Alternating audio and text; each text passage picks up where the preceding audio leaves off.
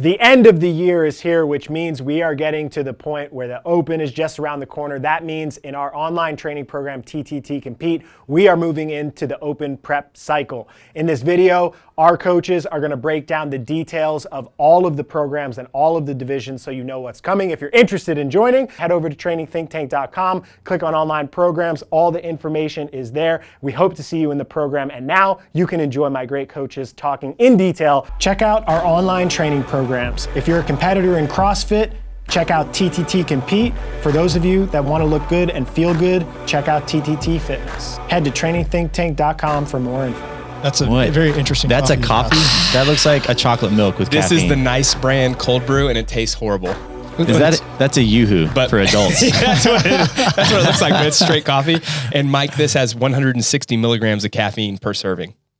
Brandon is going to be fired up in this. It's the Open prep cycle, baby. For Mike to consume throughout a week. I was just telling everyone off air, I can't believe it's already been a year since, I remember the video last year that we made with the Open prep cycle announcing that. We're back at it again, and I couldn't be more excited because this is the most beautiful, wonderful time of the year. Yeah, open season for me officially concludes my off season. Yeah, exactly. No more excuses of my off season dragging on through the winter. Yeah, Mike, you actually have to. I'm ready. You have to get fit. I'm ready to get ready. Yeah, you've been crushing it lately. So we have Kyle Ruth with us, a new face, and Mia is behind Chris's desk, which hopefully Chris can change the camera over to her for a second as she waves.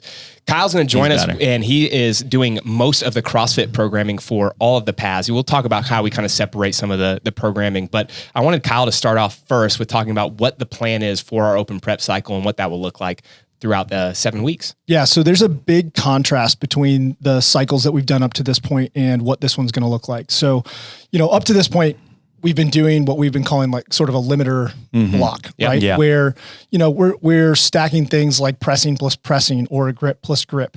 And we've been doing that with a lot of intention. Like the workouts have been intentionally built to provoke those limiters. This changes, right? So now the intention of our CrossFit is to give you as much varied exposure to the types, time domains, and styles of workouts that you'll see in the Open and quarterfinals for people that are, likely to make it on. It's really, that's the intention of the CrossFit here. So some of the things that we've done, and I know Brandon has talked about this quite a bit in some previous podcasts, but we tried to do things like specific movement combinations that we see commonly in CrossFit. Like the most blatant example is, thruster, chest to bar pull-up. But I tried to do things like combine knee flexion, so squatting based stuff, or lunges with upper body pulling, because that's a common combination. Pressing with hinging, right? So you got press plus deadlift, that type of thing. So I tried to make sure that those things are reflected throughout the entire Open prep block. And that was really, one of the biggest intentions here. The other thing is I tried to make sure that there was a good variety of time domains. One of the things I feel like people forget is when you're preparing for the Open, there have been quite a few short time domain Metcons. You guys were just doing a count of them the other day, sub 7 minute Metcons, and it's a lot more than you think. And so I wanted to make sure that that's reflected in here as well, that you get some sprint Metcons, some sprint interval Metcons. And the other thing is there's been a shift towards some interval work. Right. So that you get. Oh yeah. Like the work rest scenarios. Exactly. Yeah. So I wanted to make sure that was reflected in here as well, along with your classic long time domain chippers that go into like the 24 to 25 minute time domains. Yeah. So there's just a lot of variance in here, but I tried to create a structure that made sure that each of those different types of workouts were hit consistently over a 2 to 3 week block. So you're not going to always see the same kind of workout every single week on the same day. So like Wednesday isn't always going to be one thing. Friday isn't always going to be one thing. I tried to create a structure that spread it out to make sure that everything was hit as consistently as possible. Yeah, I'd say what I see it as the big difference is the previous months, we kind of like laid out the specific tests and things that we knew we were trying to improve. And now it's more about like say, for example, you're trying to be better at like 3 minute effort, rest a minute, 3 minute effort. It's less about focusing on like energy system development for that specific test. It's more about that test comes out. Are you prepared in a way to pace it that's optimal? More of like a sport specific setting. Absolutely. I think the the big picture is we are now moving into a sport specific prep. So it's more emphasis on the sport specific or the true testing. You're almost going into, I always talk about like football. When I played, we'd have practices and then we'd have like actual scrimmaging, right? Where we would play a game, a fake game, but still a game. And that's where we're going into, right? Now we're going to actually prep the sport of CrossFit. And to Kyle's point, one of the things that we're doing, and I think that we do very well, is we track the trends in the sport. That's why we have collected all the data, and then we've had people come in and analyze it for us, and then they can tell us, like, again, alluding to Kyle, he said that, there are 7-minute or less workouts. 15% of all open workouts have been 7 minutes or less, which maybe doesn't seem like a lot, but if you're not prepping it, that could be one workout that you get screwed on because you haven't done anything that's high powered. And 8 to 14 minutes is 52% of the workout. So you know that you need to spend a lot of time there. And the same thing's true. Only 9% of workouts have been chippers, whereas it's like something like 45% or 48% have been couplets. Yeah. So you need to know all these things. And of course, I say you, but we need to know that so that we can write good programming for the athlete. Yeah, I think looking at the overall trend, that's really what we tried to capture is take some of the statistics, some of the things we know about the sport, and boil it down into a template that hits all of it. Correct. That was it. Yeah. So I guess the question I had was, I don't want to go through like too much detail on everyday training for like the CrossFit stuff. And then we'll go and break it down like through division, because right now this is the kind of like the beginning of the open prep season, but every division, the emphasis that every division has is going to be different on how well they need to do at stage one. So we'll talk in more detail with that, but just like some of the cycle overview for the CrossFit, we've got throwdown on Saturdays. Can you kind of just walk us through like what the rest of the week might look like? Yeah. So obviously the Saturdays is a throwdown. So the rest of the week, like I said, is pretty varied. So it's not a consistent template throughout the entire block. I basically set it up in 3-week blocks with a 4th week deload. Cool. The elite path isn't necessarily a deload, but I think pretty much the rest of the paths are going to be going through a deload on week 4. So like, I'll give you just week 1 sample, right? Yeah. So I think that'll give you a really good idea. So the first Monday is a short time domain into a lift under fatigue. So already we have a big shift from doing, your strength priority work first to doing the lift under fatigue. 7-minute AMRAP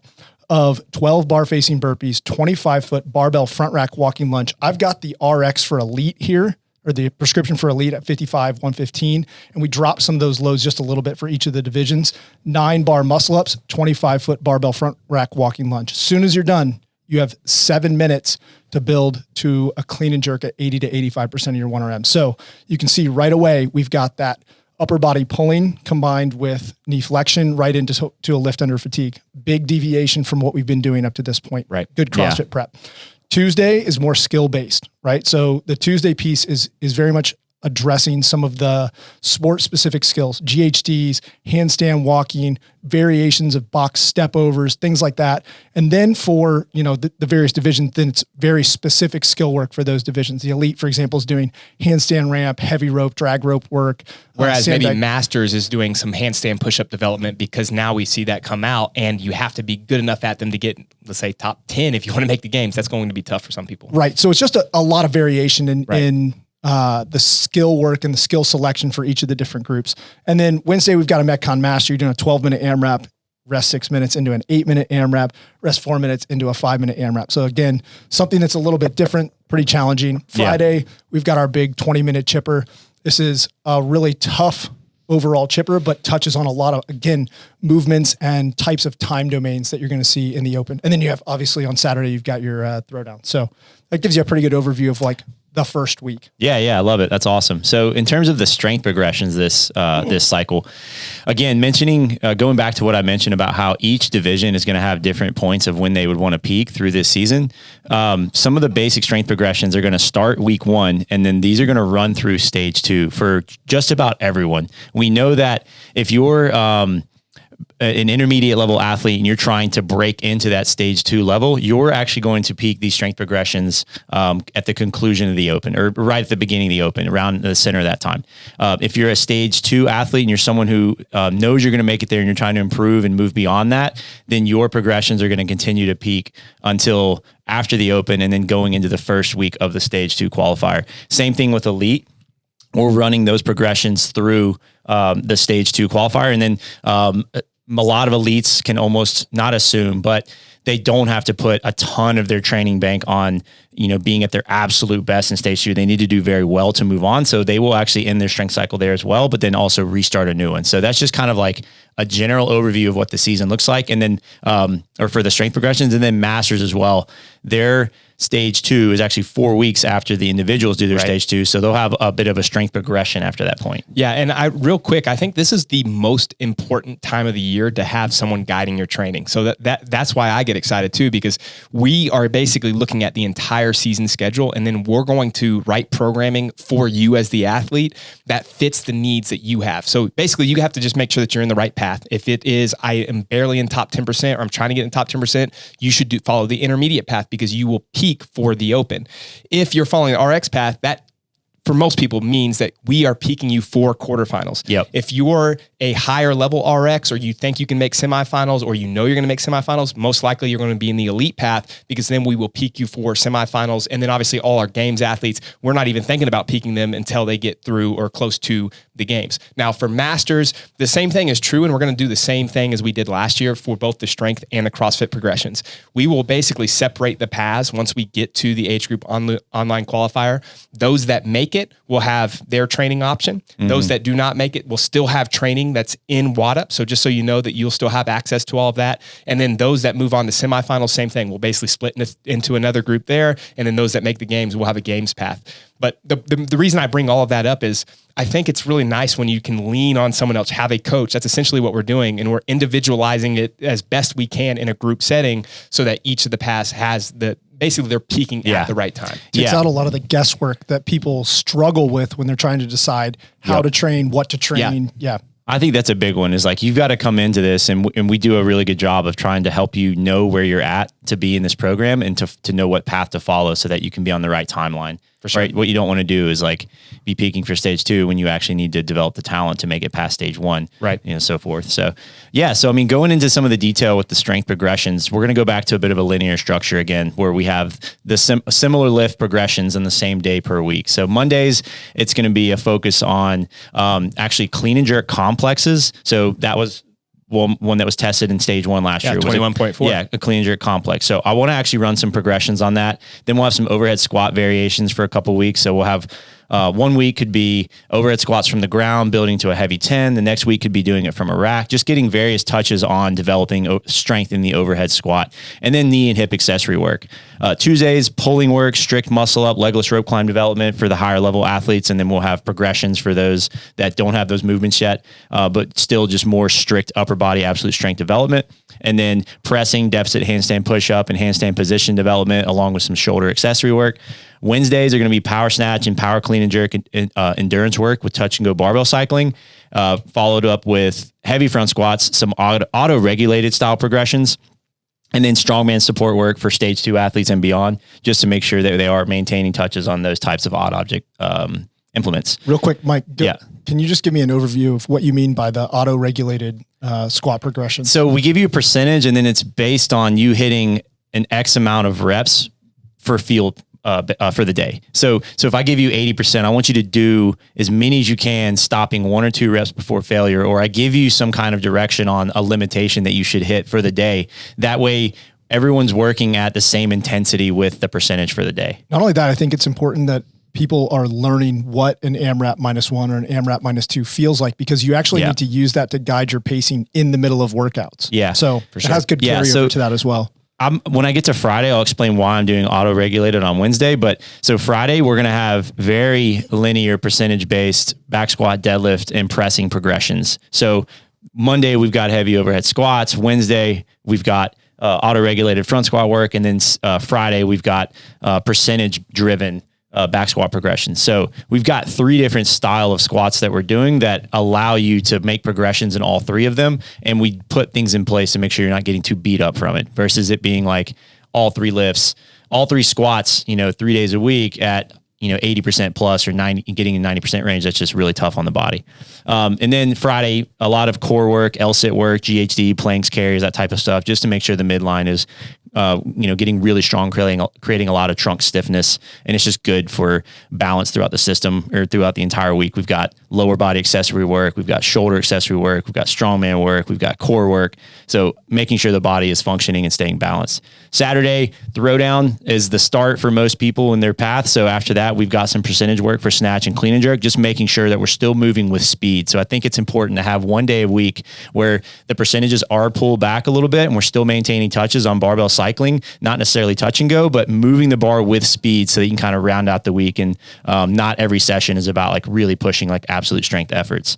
And then that'll just also be a mix of like stage 2 type volume for most people, strength development in those movements. Yeah. And then for the intermediate path, we have 3 new skill progressions. So we'll let Mia take over and talk about those. Hello. So Hi, Mia. Hello. So as Brandon mentioned before, intermediate path is for those of you who are peaking for stage 1 of the open. And usually those are the people that have the gymnastics limitations that can't let them bypass those workouts and make it into stage 2. So our goal in intermediate path is to build those gymnastics movements and get you into the RX program eventually. I got this question a lot last year. If you're in the intermediate path and you do make it into the top 10% and you go to stage 2, then what do you do?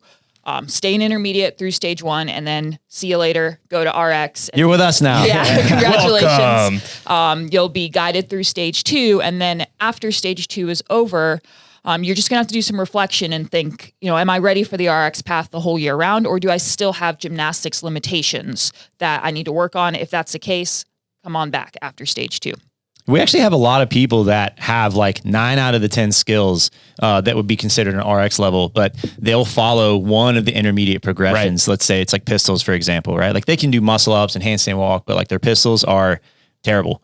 Right. So they follow the progressions there and kind of like cherry pick from that as they work through the program. And I can't overemphasize enough how important it is to make sure that you're working on those skills. So those that are doing that and just the progress that people are making, like every week someone says, I got my first bar muscle up because they're following the skill progressions that Mia's writing. So I would just say, especially in the open time, if you're missing a skill, go to the intermediate path and get that worked out. I love seeing it when someone celebrates getting a ring muscle up or a bar muscle up in the open. I love seeing it even more when it's done more throughout the year as we're working through the training progressions. I'm like, good.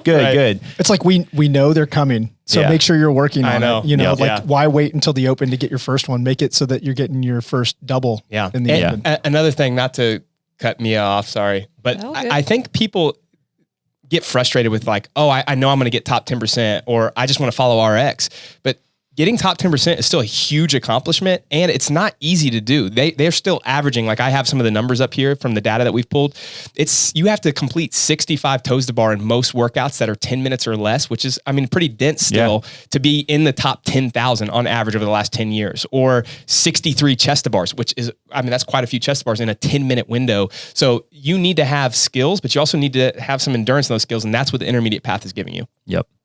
All right. So for the skill work that we bring in, I look at it as 3 different buckets that I fill with different movements or movement patterns each cycle. So the first is endurance of a skill. So we're not working on making that skill better. We're working on how many reps can you do? How much do you have to rest in between sets of 5? How do you tackle if a set of 50 comes out in a workout? Mm-hmm. Those are important things to know, especially when we're this close to the open. If a set of 30 chest to bars comes out, how are you going to do it? Because what a lot of people will do is jump up, do a big set, and then end up over resting, doing small sets, doing singles, and have no idea what they're doing. So my goal throughout the season is to help athletes in this path have a plan for when that comes out, because it always comes out. It's so important to know how to pace well. Exactly. Yeah, if you have like a huge bottleneck movement like that, there is an optimal strategy to get it done. For sure. But if you haven't tested enough or been exposed to it enough, then you're just kind of guessing, and then you get done and you're like, crap, I should have done 3s. What was I thinking? Exactly. So for this cycle, we're working on chest to bars for that.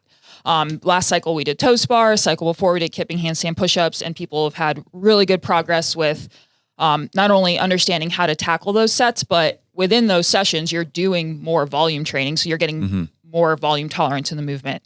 So chest to bars for skill endurance this cycle. And then we work pure skill of a skill. So that is the opposite of what I just said. We're so not more trying like to get, technical work. Exactly. We're not trying to get as much volume in as possible. We're trying to become more efficient in that movement. so that when it does come out, you're not wasting a bunch of energy, or we can create better positions. So Nice. I combined 2 skills into this cycle because everyone loves wall walks, and I just have a feeling that we're going to see them again. So wall walks and handstand walking. So we're working on positioning on those. And for these skills, there are always 2 options. So if you don't have the skill, we're working on progressing you towards the skill. If you do have the skill, then we're working on improving the skill. So it's variable for different types of athletes. And then the final bucket is a movement pattern, strength, endurance progression. So we're doing strict pulling on this one. So there is a lot of pulling in this cycle, which I set up purposely right before the open because I do think that that's important. It's going to come out and you're going to get exposed if you're not working on it. So we'll just be doing different versions of pulling to prep you for that. Yeah. So we're doing this cycle.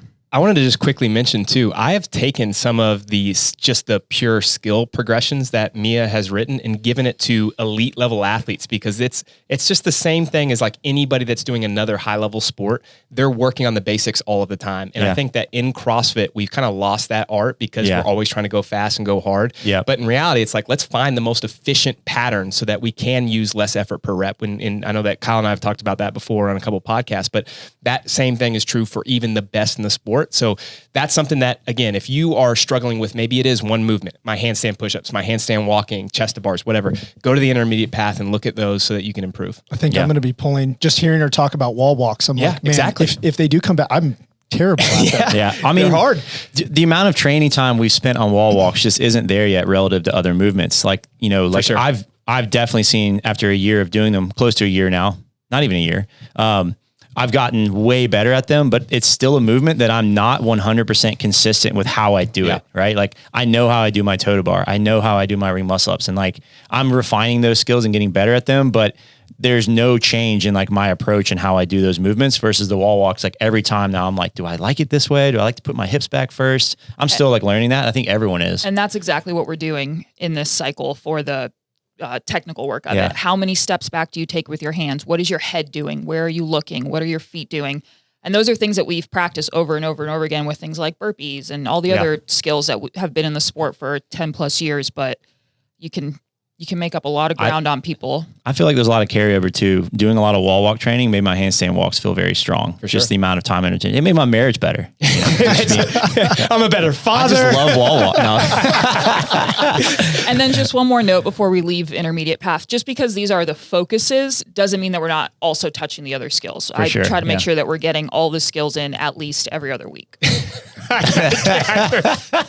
Your marriage. It's like, man, maybe I should do more wall walks. No. It just explains a lot about Mike. That's all. So funny. Everything is everything. So last but not least, for all the wonderful old folks that are in the program, Masters, we will follow the same strength template for the first 7 weeks and the same CrossFit template for the first 7 weeks as RX, Intermediate, and Elite. And then that's when we'll kind of branch off a little bit. And once we get through the open, we find out who makes top 10%, who's going to stage 2, and then again, who from stage 2 goes to semifinals. We will separate the paths. Keep in mind that Masters, just like last year, there's a bigger gap between stage 1 and stage 2, and then again from stage 2 to semifinals. So we will basically have a brand new strength cycle that Mike will help write, and then basically I'll just kind of filter out based on the options that we have into the Masters program, and then we'll do the same thing from stage 2 to semifinals, and for those that make the games, we'll have another path. So the themes will stay the same, but obviously the needs of the program are slightly, or the needs of those that are in the program slightly different based on age group qualifiers, what has been tested. Those that are Masters 55 plus, typically you don't see GHDs, but you will see ab mat sit-ups or single dumbbell box step-ups or med ball box step-ups, all these different variations that we may see. So those will be in the program. And it's just like going back to what Kyle said at the beginning. We're looking at all the data, what has been tested, how fast you need to be able to move, and then that will be integrated into the program. I love it. Yeah. What's next? Elite? Tell us about Elite, Kyle. All right. So there's a couple extra layers for Elite. Obviously, we have this. These guys work out a lot. Yeah. 3 sessions, right? So the way Elite's structured, we've got our strength session, we've got our CrossFit session, then we have our endurance session. And we've already touched on the CrossFit, we've already touched on the strength. I don't think I need to elaborate much more on those. The only thing I'm going to say is in the CrossFit piece, one of the things that I've done is I've adjusted the dumbbell loads for elite for this entire block. So one of the things I'm thinking is, man, most of these people are going to be competing at a semifinal. And when they go to semifinals, their dumbbells are going to be anywhere between 70 and 100 pounds. And so what I've done is I've adjusted a lot of the dumbbell loads for basic movements. You know, we might be doing a workout with 100 dumbbell snatches, and instead of using 50-35, now we're using 60-40. And we're going to do that for this block. And then when we get to the next one, going in between, you know, open and quarters, we're going to bump that weight up a little more just so people have as much exposure with heavier dumbbells as possible. But I didn't adjust the rep ranges of the movements. So you're doing what everyone else is doing, but you're doing it with a heavier dumbbell. Yep. So keep that in mind. That's one of the like minor adjustments. There's others like that spread throughout the elite path, but that's just a simple example.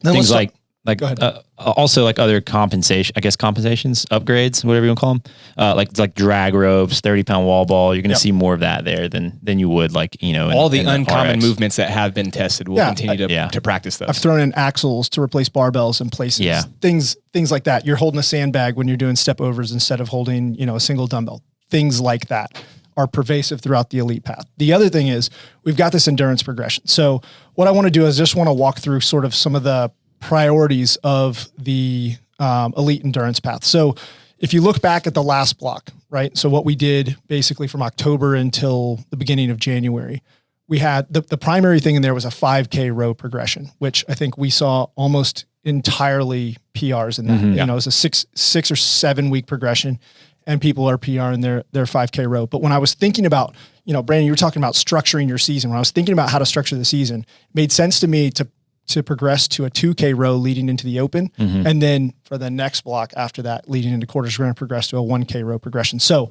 starting with this open cycle, our peak is going to be a 2K row time trial. It's a 7 week progression into a 2K row time trial. And I think it's going to be a lot more challenging for people to PR 2K rows than it was for 5K, because people don't test them very frequently because 5K distance kind of sucks. That, and I think because when you train a 5K, I mean, we're kind of getting into the details of programming here, but I think when you test a 5K, you can hit a lot of aerobic volume that's like a lower percentage efforts that would contribute to doing better in it. 2K, you got to get some intensity in there, and you're doing a lot of other intensity in the week. So essentially what I've tried to do is give you exposure to alternating between shorter intervals, longer intervals, all at or slightly faster than 2K pace. A lot of this stuff's going to be pretty tough. It's going to hurt, but I think that's the reality of what's required to get better at your 2K row. Then looking ahead, we've got continued touches on the assault runner, continued touches on running. We're trying to touch running or the assault runner at least twice a week because it's so pervasive in the next stages of the sport. And then we've got some concept 2 progressions working on, you know, working back and forth between varied dampers, standing, seated, that type of work. And we have one big echo session in the week. The other thing that I think is really important to keep in mind is even though these are endurance-based sessions, one of the things that I've done is I've actually created a session, which is on Fridays every week, of row wall ball progressions. And it starts out relatively straightforward. We're kind of getting an assessment of where your row wall ball capacity is. And then we build a progression based on that. But that pair of movements has been combined in the open more times than I can remember. And Brandon probably knows the number. Five times in 10 years. That pair I've seen it crush someone's average scores through the period of 5 weeks as equal as being really bad at a strength lift. You know, like I've had people that are strong and have good capacity, but for some reason that mixture of movements is like very simple for a large population. So it's very easy to take a huge hit on scoring with that. Very true. Basically, the way I looked at it is you don't have a choice. You have to be good at this. And even if you are good at it, it's good to prepare for that movement combination. And that's pretty much it for the endurance path. So big picture, I'll just kind of walk through some of these highlights. For the elite path. Elite endurance path. Endurance path. Highlights, just overarching themes. We will have a big emphasis on sport-specific preparation with a wide variety of common open movements. And basically that's just, again, we're pulling all the data. We're looking at it. What are the most common trends, time domains, AMRAPs versus, you know, maybe a chip or AMRAPs versus for time workouts, whatever it may be. We're focused on that. Dedicated strength progressions to ensure you're ready for heavy barbells. And that's both in Metcons, because we've seen that in the open, after a Metcon, so under fatigue, or just in general, like an absolute strength test. Maybe it's a front squat again, 4 reps or 3 reps or 2, whatever it may be. We're prepping you for that. And then 3.5 reps. 3.5 reps. I know. That was what I got. I was going to say a lot of people got that. And then endurance options that Kyle just alluded to. The one thing that we didn't mention that I just wanted to briefly touch on. Sorry. No, I hope you're going to hit it because I'm excited. Is we still have our daily training options that are there for you based on your training readiness. Yeah, that's where I was going. Okay, RX option 1 and 2. Yeah, so we have options 1 and 2 both for RX and the Master's path. Okay. And I think that's really important too.